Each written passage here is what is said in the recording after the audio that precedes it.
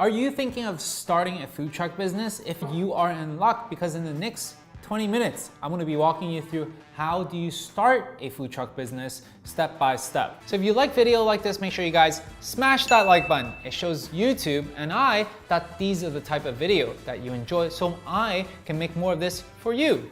If you're thinking of starting a food business, but you just don't know where to start, or you just wanna jump in and take that leap of faith, but you don't have the experience in doing so, making some very costly mistakes that could rack up thousands of dollars in unnecessary expense. And at the same time, you could be focusing on the wrong things that would drain your time, resources, and money. Now, without further ado, let's dive straight in. The first step is to pick the right concepts. Pick the right concept that has demand. What does that mean? That means pick something that people are wanting. If you pick an item that is really good, but no one wants it in your specific area, you're gonna be fighting an uphill battle, because the time and effort and the money and the resources that you put in building a concept and a business around this concept is the same as if you were to choose a concept that has high demand. So therefore, choose the right concept with the right demand. Now, in order for you to find out whether your concept has high demand or not, you must find out who it is that is wanting these items. Know who your target market is. Knowing who your target market is allows you to create the marketing material, the pricing, the menu item, and even where to open up shop or where to market your items. If you do not know who you're targeting and marketing to, you're gonna end up writing stuff that talks to no one. You're gonna start to target other people. When you target to the masses, you're basically not talking to anyone at all. The trick here is to find out what the problem is with your audience. What problem are they facing? And position your food truck as the solution to that person's problem. For instance, if you talk to the people around an area that is a young office downtown environment and you ask them, hey, what are some of the problems that you have? And they're gonna tell you, I'm craving for something that's healthy, something that's vegan, something that's quick grab and go because my lunchtime is only 30-40 minutes long. Then you can come up with a concept that solves that specific problem. For example, you could be serving vegan wraps, or vegan burgers, or vegan hot dogs. These are all concepts that are convenient, that is healthy, and vegan, that serves this specific clientele's problem. Guys, you need to get this point down right from the get-go. Watch this again. And the reason why is because if you continue to build on this, later on you're gonna realize something is wrong. Marketing's not working. You know what? Logistics not working. People are not buying. You're gonna spend a lot of time and effort and money trying to figure out what the problem is. And this is precisely where it begins. Figure this out and you're gonna save yourself a lot more time and money in the future. After consulting with a lot of new food business owners, this is one of the core problems that they face. Because not a lot of people know how to do proper market research and be able to extract the information and build a business around that. So go ahead and click in the link in the description to sign up for the free masterclass. Second step is that you must choose your location wisely. You need to be very strategical on where and when you're gonna park your food truck. You can't just park anywhere and expect it to work, and at the same time, you need to know when you need to be at the certain locations in order for you to be the most profitable. You're gonna find out that some spots are better than others, while others are not gonna be as ideal. And this all takes a lot of trial and error for you to figure that out and collect the data points. Let the data tell you what is a good spot and when it is a good spot. The most common places to park your food truck: financial districts, office buildings, parks, breweries, large events, and these are all places where you are gonna be able to see an influx of people at a regular time. So some of the consideration is that, you know what, we need to figure out what does it cost to be at that location, whether it requires a permit or a monthly cost. We also need to figure out whether there's enough foot traffic around that area. What are some of the other businesses that are around the area? Do the other business welcome you or not? The truth is, you might not be that popular around that area because you might be stealing all their business And yes, we all like to think the best of others, but this is not always the case. And lastly, we must consider whether there are places for people to hang out and enjoy your food, whether there are going to be any steps available or picnic tables. The third step is to craft your menu. Now, a major point here, guys, that you must understand: you are not a restaurant. You are a food truck. You don't want people to wait 20 minutes just to get your food, because everyone's gonna be standing around. People are gonna get pissed off. As a food truck, you wanna be quick and convenient. You are serving fast food. This is a volume game that you wanna be, and that's the reason why you must limit the number of items on your menu. That means you must have no more than 7 items on your menu. 4 to 7 is an ideal range. Not only does it help with your logistics, but with more dishes, that means higher cost, whether it comes to ingredient purchases and also spoilage. And on top of that, more dishes, more operational headache, from preparation to storage to actually making the food item. All of this takes and requires a lot more space. So what do? You keep it lean and you only serve your customers what they want. Follow the 80-20 rule, the Pareto's law. What does that mean? That means you serve 20% of your items, and those 20% would account for 80% of your sales. So choose the 20%, and now you're gonna be golden. Another advantage of having a small menu, this allows you to refine your item over and over again so you can perfect it. As you collect feedback, you refine your item and make it perfect. While you continue to do this, allows you to be so well known with 1 or 2 items that you're gonna attract everyone in town just to drive over just for your food item. The fourth point is to consider your startup costs. Now, typically speaking, starting a food truck requires much less than typical store fronts. This could range anywhere from $30,000 to $100,000. And the reason for this big gap is because expenses can really pile up very easily. Now, there are 2 big costs that you should be aware of. First cost is the truck. You could either buy a brand new truck, refurbish everything, and build everything to your specific specs. On the other hand, you can buy a fully equipped truck that has all the gear and equipment that you may need. It is a complete turnkey solution to you. Yes, it's going to be a little bit more costly, but at the end of the day, you get the peace of mind that your truck doesn't require as much maintenance, your gear and your machinery all works for you. Now, the third option is for you to go lease an existing food truck. It's the least costly option out there. As an additional bonus option, you can actually go for a trailer, then a truck. The second biggest costs are the equipment costs. When it comes to equipment, you can buy new equipment or you can buy used equipment to save yourself some cost. So where do you find used equipment? Facebook Marketplace is a really great resource where you can find used equipment, and there are often websites where you can find secondhand used equipment as well.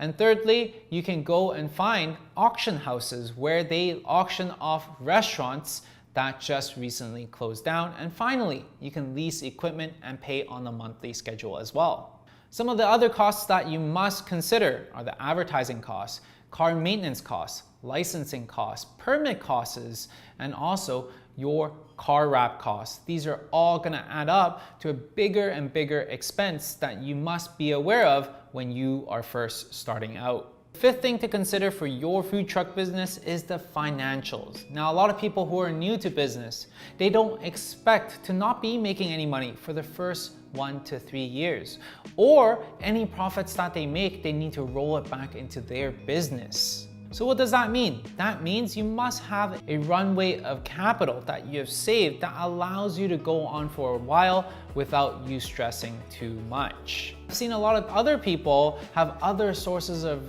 income to make sure that they can actually run this by a few years without too much pressure. Now, I'm sharing this with you not to scare you away. I'm simply sharing with you the truth. Now that you know the basics, we got the mindset right, we must understand the numbers in order for you to be profitable. First number that we must look at is the average order value. What is that? That means on average how much each person is buying from you every single transaction. Our goal is to increase that as much as possible. Now, how do you do that? We can introduce complementary items or alternative items to increase that overall transaction.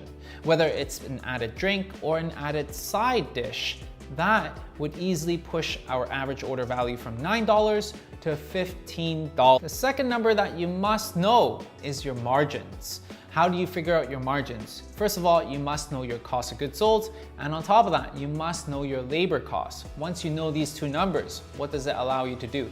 It allows you to tinker with it to lower one part or to increase one part, so then that way you can increase your profitability. And at the same time, for you to have this visibility, this allows you to cut the items that don't make you much money. Cut the items that takes you a long time to create.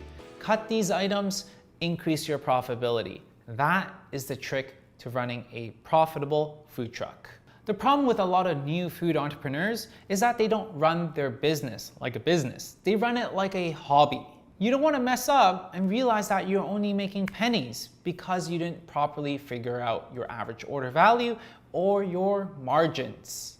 This is the biggest nightmare that I find a lot of people encounter. And I know this is because people just find numbers being super intimidating. And that is the reason why I created Foodiepreneur's Finest program that walks you through all the important and crucial numbers. How do you identify it? How do you tinker around to make the most profits for your food truck? And in this program, we also talk about how we're gonna be able to leverage Instagram to make your food business thrive and profitable. And if you ever have any questions or support that you need, you can always join our private Facebook group where all our students are on, where you can ask all your questions. And on top of that, there's a bi-weekly group coaching call where I hop on and answer all the questions for you. And that way, we make sure that we help you overcome the obstacles and at the same time, keep you motivated along this whole journey. The Foodiepreneur's Finest program,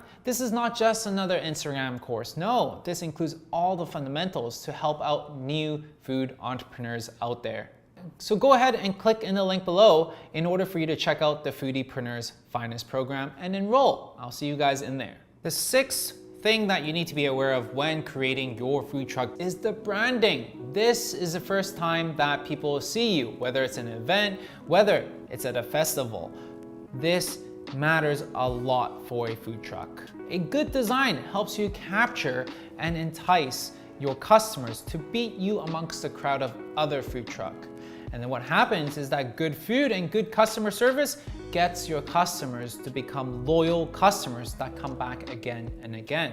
So if your branding and design doesn't capture people's attention, then you don't even have a chance to wow them with your food, or your customers would just be able to walk by. So how do you get your food truck to stand out? Use bright colors, use lights, use sound and speaker, use modern design. Share with people exactly what you're sharing and what you're selling at the same time, so people can be enticed by what you are serving right off the bat. No confusions.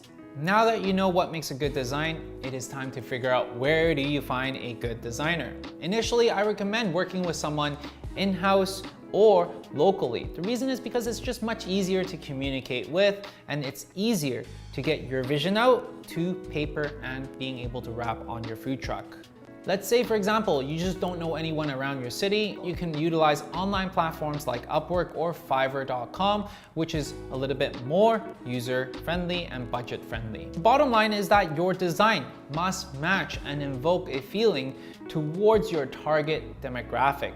All you're creating is an experience to who it is that you're trying to serve. So when you're designing, make sure you have that in the back of your mind. The thing that you need to be aware of when creating your food truck business is the permits and licenses. Just like any other food businesses, these are the items that you would need.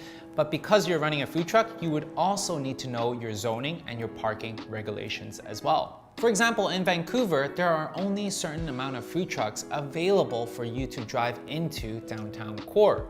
And on top of that, depending on the different types of city and country that you're in, the regulations are a little bit different. So that's the reason why I would recommend you going to your local health authorities or your small business associations to inquire specifically what types of licenses that you would need to get and what types of permits you need to get in order for you to operate at your desired location. Now, to get you started, here are just some licenses and permits that you may need: either a seller permit, a zoning regulation permit, a business license, a health and safety license, or a fire permit. And these are just some of the permits as an example for you to start digging. And the reason why you need to do your research in this part specifically is because you can avoid yourself making some very costly mistakes. For example, a friend of mine, he bought a food truck because he saw that outside of his workplace, there was a spot that is always busy. He bought that food truck and wanted to put it at that location. Later to realize that there's only a certain number of licenses that can operate at that location. He ended up having to sell his food truck because there's nowhere else he can put that food truck. And that's the reason why, do your proper research before you head into the food truck game. The way to start your food truck business is to do your marketing. How will you get the word out there about your food truck? Now, I know there are tons of different marketing tactics. Today, I'm going to be focusing strictly on digital marketing because, as a study has said, more than 90% of the people that go out and dine at a restaurant, they do their research online, unlike any of the industries out there. Now, if you have the capacity, if you have mastered these digital marketing tactics, then you can focus on other types of marketing tactics. First digital channel that you must focus on is your website. Now, I know a lot of people think that website is not important right now, but did you know that more than 57% of people that decide to go eat at a restaurant or any food place goes and check out their website first? And more people are actually deciding to go onto the website of their restaurant, favorite place that they want to support, and order directly from there. So if you're thinking about having a website, just having pictures online is not going to be enough. You need the ability for people to actually place an order on your website. So when it comes to setting up a website, I highly recommend using Square. And the reason why I recommend it is because it's simple to use, it is mobile friendly, and on top of that, it is free for you to use when you first sign up. Now, this is a company that I myself have been using when I was running my ice cream shop. And if you guys want to check out more about it, you can check out the link below in the description. Just imagine the 57% of people that search for you online cannot find you, or your website doesn't look good, or it's not coherent. What do they do when they're confused? There's no trust. They leave to other places. That's the reason why it is so important to have a good website. The second digital channel that you must be aware of is Instagram. If you're not on Instagram, your food truck basically don't exist. Why Instagram as a platform and not Facebook? It is because there's more than 1 billion active users on Instagram every single month. And people like to utilize this platform to bookmark places that they want to go eat. People like to use this platform to see and stalk what their friends are eating. So then that way they can give it a go when they have the time. This is exactly how me and my wife choose where to eat on a regular basis. Instagram is also the best place in order for you to build touch points with your customers. The more you show up in front of their face, the more you occupy their mind space, the more they remember you, the more relevant you become, and the more positive touch points, these interactions you have with your followers, the more they'll come and buy from you and become loyal fans. The third digital channel that you must explore right now is TikTok. Is a platform that is growing rapidly, and it is a great place for you to tinker around with. So many different small businesses has gone viral, all because of them posting content on TikTok. So if you have an interesting food concept idea, or if you have a great personality or a personality that is distinctly you, then TikTok is a place to be. Not only can you create TikTok content, but also repurpose the TikTok content on Instagram Reels as well, allowing you to accomplish two big tasks. with one simple action. The last digital marketing strategy that you must know and utilize is PR. Now, a lot of people think that PR is old news, and this is something that I disagree, because having your article and having publications about your food business is a really good social proof. It adds authority to your food business. It is so much more powerful when a publication says that you have the best taco in town, the best pizza in town, than you claiming that on your own Instagram. This is the power of publications and PR. What other people have to say about you has much more impact and power than what you have to say about yourself. Now that you have your publication, what do you do with it? Plaster it all over your food truck. Put it on your website. Yell it out of your lungs on Instagram. Let people know about these publications, these awards, these authority that you have. And that's the reason why people care so much about their Michelin star, about their James Beard Award, about the best in Canada, best United States award, because this gives them the stamp of approval. So there you go, friends. How do you start a food truck business? In this video, I shared with you the basics, the fundamental, the framework you need in order for you to build a successful food truck business. I hope you enjoyed this video, guys. If you guys have, what do? You smash that like button. Why? Because it shows us that this is the type of content you enjoy. And what do? We make more of these valuable content